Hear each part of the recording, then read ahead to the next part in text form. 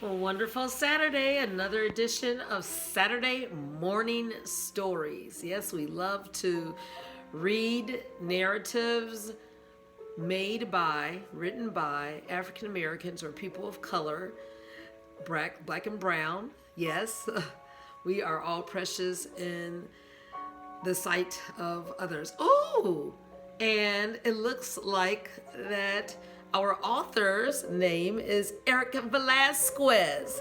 Oh, and I have another surprise after this. We do not hold back from anyone who wants to share their gift with the world. Grandma's gift. And let's just get a little taste of this.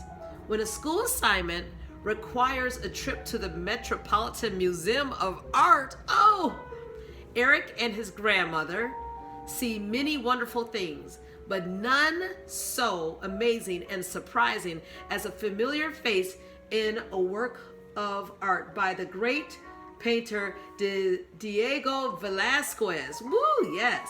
In that moment, Eric's world opens wider, and Grandma gives him the perfect gift, which is to start him on his new artistic journey.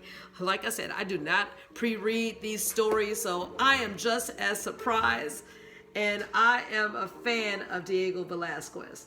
Well, in this prequel to Grandma's Records, Eric Velasquez brings readers back to a special day spent with his grandmother. Woo! And I was just talking about this morning's devotion, both of my paternal and my maternal grandmothers. One had a 2-flat brown bungalow apartment building, and the other one lived in the west side in a beautiful gray stone. And when I tell you, both of their homes were like hotels, just pristine, clean, orderly, smell good, everything perfect. Yeah, those memories stay with us from our grandmothers. Yes. And maybe you didn't have a grandmother. Somebody notable in your life impacted you. Well, in this prequel, the author brings readers back to a special day spent with someone very special, his grandmother, and it changed his life forever. He is both the author and illustrator. Oh, let's dig in. Grandma's gift. Oh, this is beautiful. So he made these illustrations. Oh, this is so cool. And I love the safety yellow taxi and school bus color. Just love that. In fact, I'm looking for a Jeep that color. Okay. Feliz Navidad. Feliz Navidad, Eric. My teacher walked me to the classroom door where my grandmother was waiting to take me back to her apartment for my winter break. I used to spend all my school vacations with her so she could take care of me while my parents worked. Oh, precious. Before we left, my teacher handed Grandma a note about our holiday project. The Metropolitan Museum of Art had just bought a famous painting, and I had to go see it and write a report. Oh, that's excellent. And look at the classmates. How exciting. The old school green chalkboard, the penmanship, posters, the banners. Yeah, you don't see that much. Somebody thinks we don't have to learn cursive writing and penmanship. On our way home, Grandma asked me to translate the note because she couldn't read English. I translate a lot of things for Grandma. Sometimes I felt like I was going to school for two. All the note said was Metropolitan Museum of Art, 82nd Street and 5th Avenue, 2nd floor, new exhibit, right? So listen, older people learn from younger people. This old school bus. And it feels like we are in an urban area. Look at this. Let's look at these pictures. Wow. Ooh, look at that. Oh, these are memories that you just always treasure. But for now, I had 10 whole days of freedom, and Christmas time in El Barrio was always like magic. Everyone was out in the streets shopping for food and gifts, and Grandma was ready to join them. So we dropped off my suitcase and headed straight to La Marqueta, the market, one of my favorite places. This special group of shops and stalls sat under the elevated train tracks, and all the stalls rumbled and shook whenever a train passed overhead. The market. So let's look at the page before.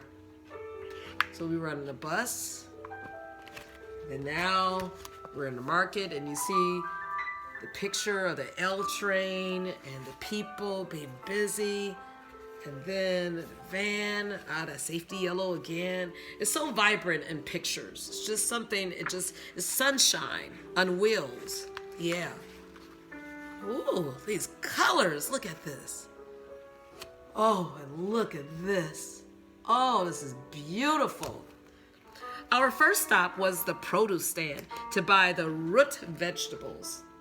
Estoy buscando calabaza, yatilla platanos verdes, guineos verdes, taro root, green plantains, green bananas, and potatoes. Woo, I didn't know that I would be speaking some broken Spanish, but let's go with it. Pues aquí tenemos los mejores. Well, here are the best. All the vendors knew that Grandma would buy only the best ingredients for her famous pasteles. When they agreed on the price, Grandma said, "Gracias y feliz Navidad." Thank you and Merry Christmas. It's beautiful. That's right.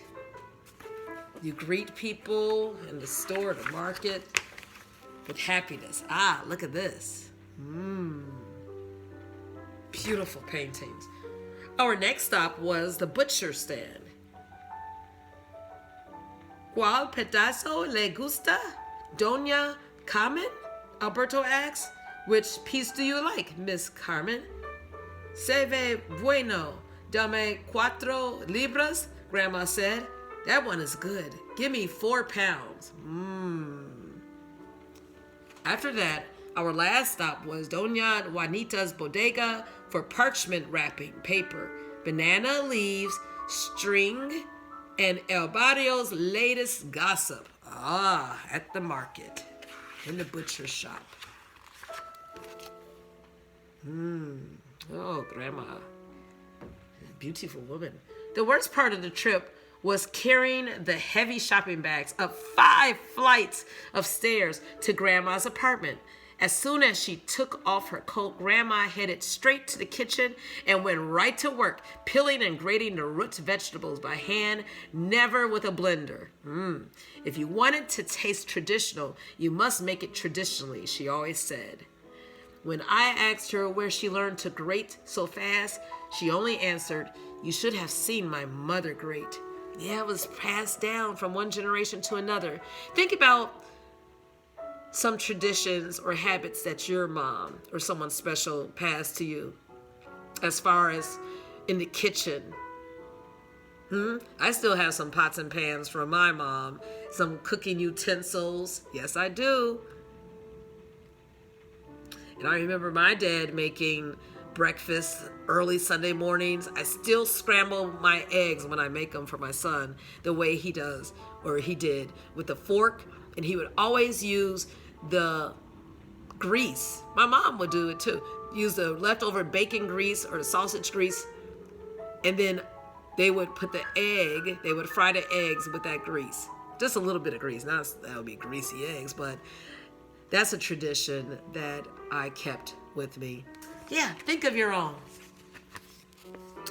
While she worked, yeah, Grandma was a hard worker, Grandma asked me to choose some records to set the mood. I know that's right. That's why we have music in the background right now. Yeah. Siempre me gusta tu selección. I always like your selection. That's what she said. As Grandma put the meat on to simmer, she told me stories about her life in Santurce, Puerto Rico, but she really had to concentrate when it came to wrapping the pasteles, the hardest part of the recipe. Pasteles. The old record. I still have my parents' old record player. Oh, yes, I do. Let me digress. But this right here, and call me a pack rat. I still have my mom's old Bose radio, but look at this. And I know it's discolored. Please forgive me. But I just want to show, oh my goodness, it's too heavy. But let me see, hold on one second. I want to let you all see what's inside here. I couldn't depart from this. Woo!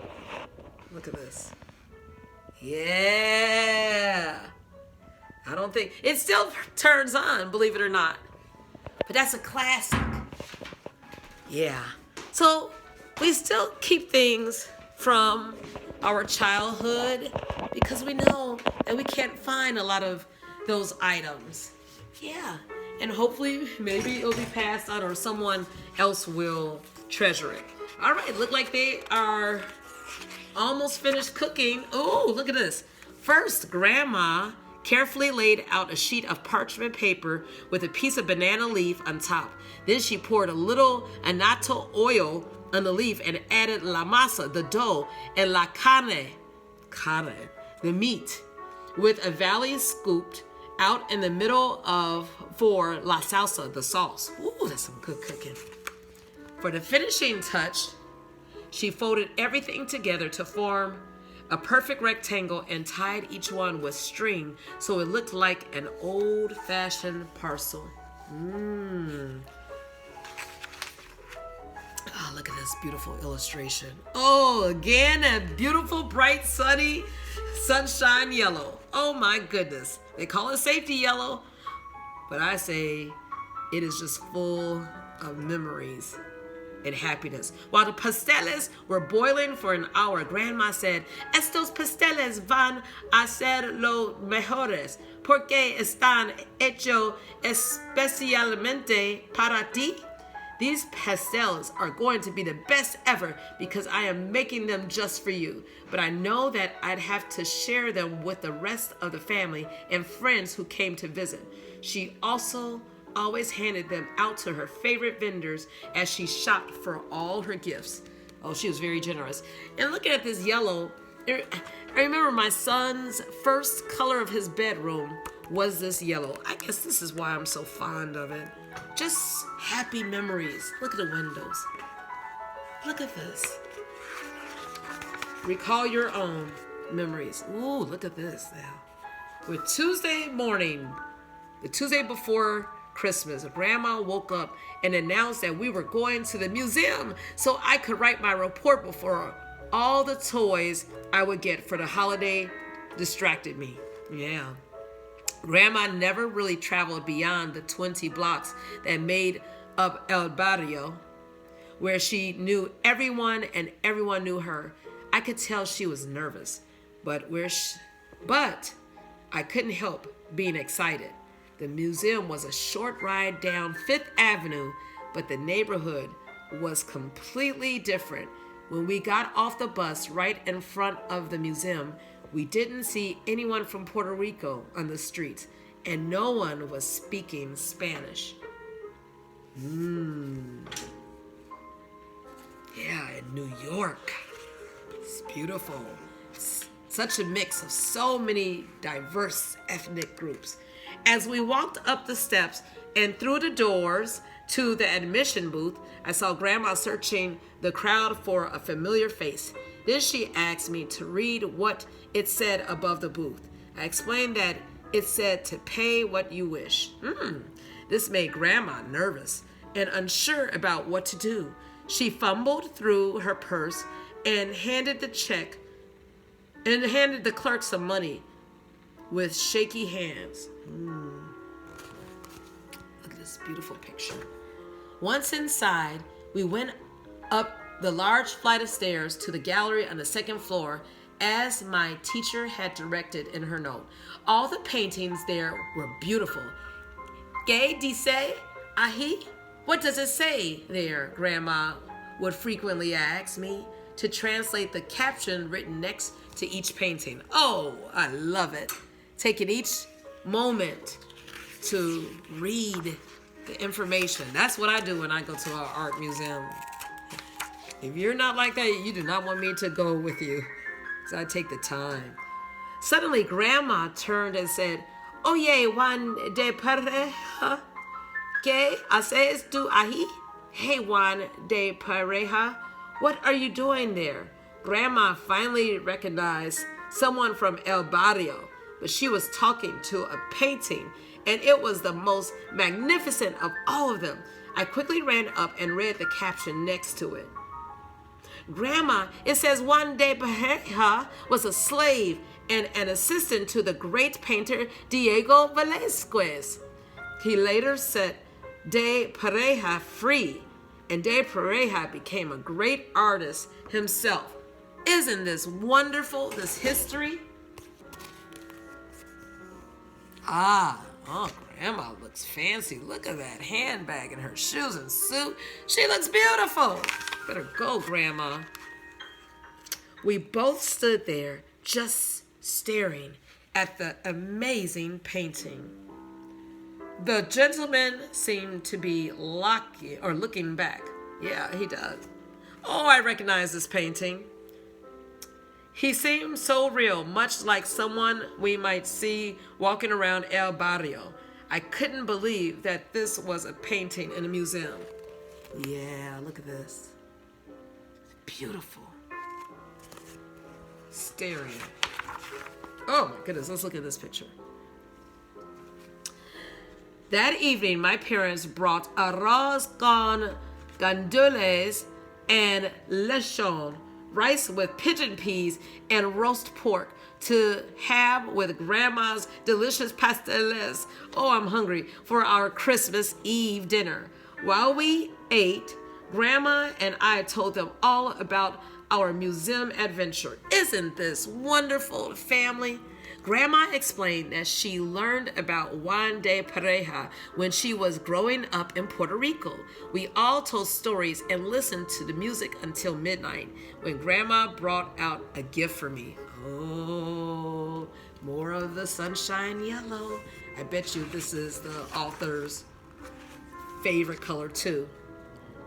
Well, one of the favorite colors. I ripped off the wrapping paper to find my very own sketchbook and my first set of colored pencils. Yes, as we listened to Aguinaldo Puerto Riqueño, my favorite Christmas carol, I took out my pencils and began to draw my first self-portrait.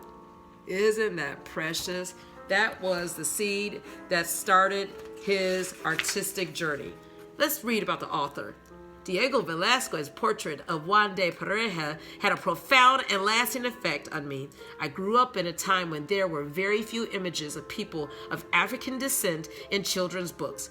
All of my heroes, sadly, did not look like me. The portrait of Juan de Pareja showed me for the first time that my people were part of history and not just a casualty of it. He stands so nobly in front of the viewer, as though he wants to tell you his story. The fact that Juan de Pareja was also an accomplished painter himself inspired me to dream of such possibilities for myself. I believe that I am an artist today because of that painting. Yes, it was that inspiring.